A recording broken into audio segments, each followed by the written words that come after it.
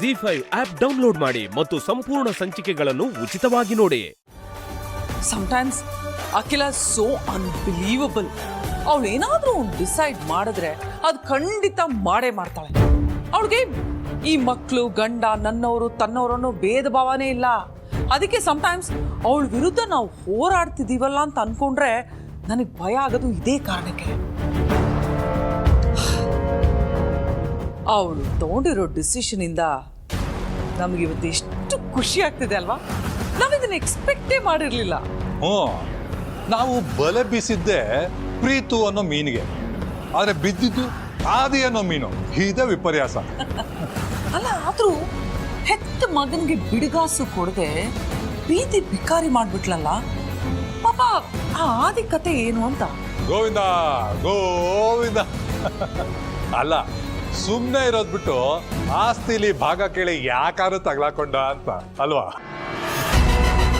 ಅರು, ನನ್ಗನ್ನಿಸ್ತಾ ಇದೆ ನಾವು ಪ್ರೀತುಗೆ ಬಲೆ ಹಾಕೋದಕ್ಕಿಂತ ಆದಿಗೆ ಬಲೆ ಹಾಕ್ಬೋದಿತ್ತೇನೋ ಅಂತ. ಅಂದ್ರೆ ಅಲ್ಲ, ಆ ಪ್ರೀತುನ ಮೋನಿಕನ್ ಜೊತೆ ತಗ್ಲಾಕೋ ಬದಲು ಆದಿನ್ನೇ ತಗ್ಲಾಕ್ಬಿಟ್ಟಿದ್ರೆ ಇಷ್ಟೊತ್ತಿಗೆ ನಮ್ ಕೆಲ್ಸ ಈಸಿ ಆಗ್ಬಿಡ್ತಿತ್ತನೋ ಅಂತ. ಅಣ್ಣ, ಆದಿ ಬಗ್ಗೆ ಅಷ್ಟು ಹಗುರವಾಗಿ ಯೋಚನೆ ಮಾಡ್ತಾರೆ. ಅವನು ನೋಡಕ್ ಮಾತ್ರ ಸಾಫ್ಟ್, ಒಳಗಡೆಯಿಂದ ತುಂಬಾ ಸ್ಟ್ರಾಂಗ್. ಅವನು ಏನೇ ಮಾಡಿದ್ರು ಅದ್ರ ಹಿಂದೆ ಏನಾದ್ರೂ ಒಂದು ಒಳ್ಳೆ ಉದ್ದೇಶ ಇದ್ದೇ ಇರುತ್ತೆ. ಹೌದಾ?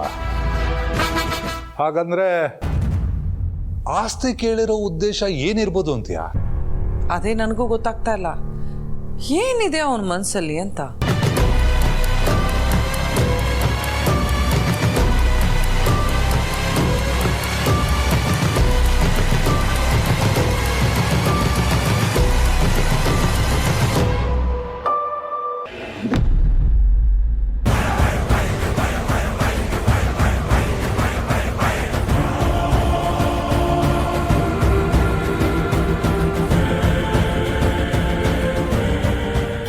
ಸೂಪರು.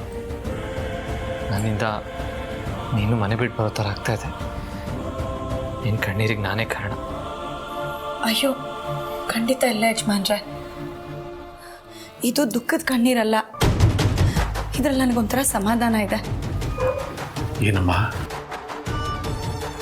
ಮನೆ ಬಿಟ್ಟು ಹೋಗ್ತಿರೋದು ನಿನ್ನ ಮನಸ್ಸಿಗೆ ಸಮಾಧಾನ ಕೊಡುವಂಥ ವಿಷಯನಾ? ಇಲ್ಲ ಮಾವ, ಮನೆ ಬಿಟ್ಟು ಹೋಗ್ತಿರೋದಕ್ಕಲ್ಲ ನಂಗೆ ಸಮಾಧಾನ ಆಗ್ತಾ ಇರೋದು.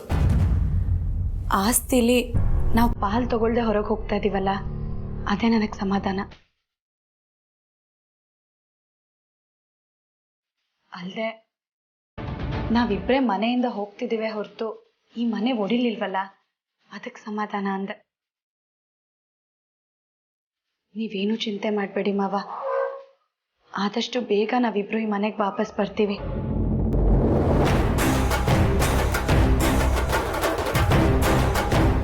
ಅಲ್ಲಿವರೆಗೂ ನೀವು ನಿಮ್ಮ ಆರೋಗ್ಯದ ಕಡೆ ಗಮನ ಕೊಡಿ. ಹಾ ಮಾವ, ನೀವು ಬೆಳಿಗ್ಗೆ ಮಧ್ಯಾಹ್ನ ರಾತ್ರಿ ಮಾತ್ರೆ ತಗೋತೀರಲ್ಲ, ಅದನ್ನೆಲ್ಲ ಬೇರೆ ಬೇರೆ ಮಾಡಿ ಇಟ್ಟಿದ್ದೀನಿ. ಹಾಗೆ ನೀವು ಬೆಳಿಗ್ಗೆ ತಿಂಡಿಗೆ ಮುಂಚೆ ಕಷಾಯ ಕುಡಿತೀರಲ್ಲ, ಅದನ್ನು ಹೇಗೆ ಮಾಡೋದು ಅನ್ನೋದನ್ನು ಬರೆದಿಟ್ಟಿದ್ದೀನಿ. ಇದನ್ನು ಜನನಿಗೆ ಕೊಡಿ, ಅವಳು ನಿಮಗೆ ಮಾಡಿಕೊಡ್ತಾಳೆ. ತಗೊಳ್ಳಿ ಮಾವ. ಹಾಗೆ ಆ ಮೋನಿಕಾ ಬಗ್ಗೆ ನೀವೇನು ಯೋಚನೆ ಮಾಡಬೇಡಿ ಮಾವ. ನಾವಿಬ್ಬರು ಈ ಮನೆ ಬಿಟ್ಟು ಹೋದರೂ ಅವಳನ್ನ ಈ ಮನೆಯಿಂದ, ಮನೆಯವ್ರ ಜೀವನದಿಂದ ಹೊರಗೆ ಕಳಿಸೋ ಹಾಗೆ ನಾವು ಮಾಡೇ ಮಾಡ್ತೀವಿ. ಹಾಗೆ ಅತ್ಯಮ್ಮನ್ನ ಜೋಪಾನವಾಗಿ ನೋಡ್ಕೊಳ್ಳಿ ಮಾವ. ಅವ್ರಿಗಾಗಲೇ ನಮ್ಮಿಂದ ತುಂಬ ನೋವಾಗಿದೆ. ಅವ್ರ ಮುಂದೆ ನಮ್ಮ ಬಗ್ಗೆ ಏನು ಮಾತಾಡಬೇಡಿ. ಸಾಧ್ಯವಾದಷ್ಟು ಅವ್ರ ಮನಸ್ಸು ಹಗುರ ಆಗೋ ಥರ ನೋಡ್ಕೊಳ್ಳಿ ಮಾವ.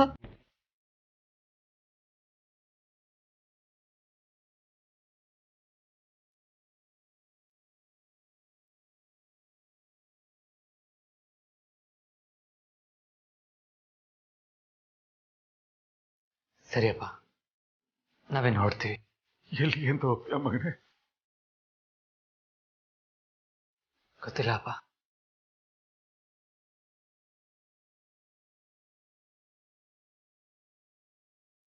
ಅಲ್ಲಪ್ಪ, ಅಖಿಲ ನಿಮಗೆ ಬಿಡ್ಕಾಸು ಕೊಡದೆ ಮನೆಯಿಂದ ಹೊರಗೆ ಹಾಕ್ತಿದ್ದಾಳ. ಅಂಥದ್ರಲ್ಲಿ ಎಲ್ಲಪ್ಪ ಹೋಗ್ತೀಯ?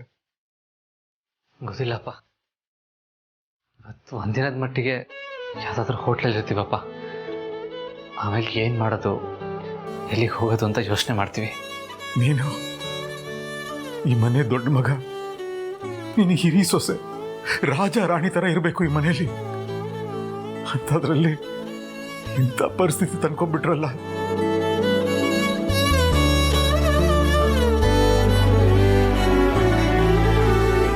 ನೀವೇನೇ ಮಾಡಿದ್ರು ಅದ್ರ ಹಿಂದೆ ಒಂದು ಒಳ್ಳೆ ಉದ್ದೇಶ ಇರುತ್ತೆ ನನಗೆ ಗೊತ್ತು. ಆದರೆ ಹೆಣ್ಮಗು ಕರ್ಕೊಂಡ್ಯಾ. ಏನು ಯೋಚನೆ ಮಾಡಬೇಡಿ. ಬರೀ ನಾವಷ್ಟೇ ಅಲ್ಲ ಮಾವ, ನನ್ನ ಹೊಟ್ಟೆಯಲ್ಲಿ ಅರ್ಸನ್ ಕೋಟೆ ಕುಡಿನೂ ಇದೆ. ಆ ಸತ್ಯನ ಹೇಳೋದಕ್ಕೆ ಇದು ಒಳ್ಳೆ ಸಮಯ ಅಲ್ಲ. ನಿಮ್ಮ ಆಶೀರ್ವಾದ ಇದ್ದರೆ ನಾವೆಲ್ಲಿದ್ದರೂ ಚೆನ್ನಾಗಿರ್ತೀವಿ. ಆಶೀರ್ವಾದ ಮಾಡಿ.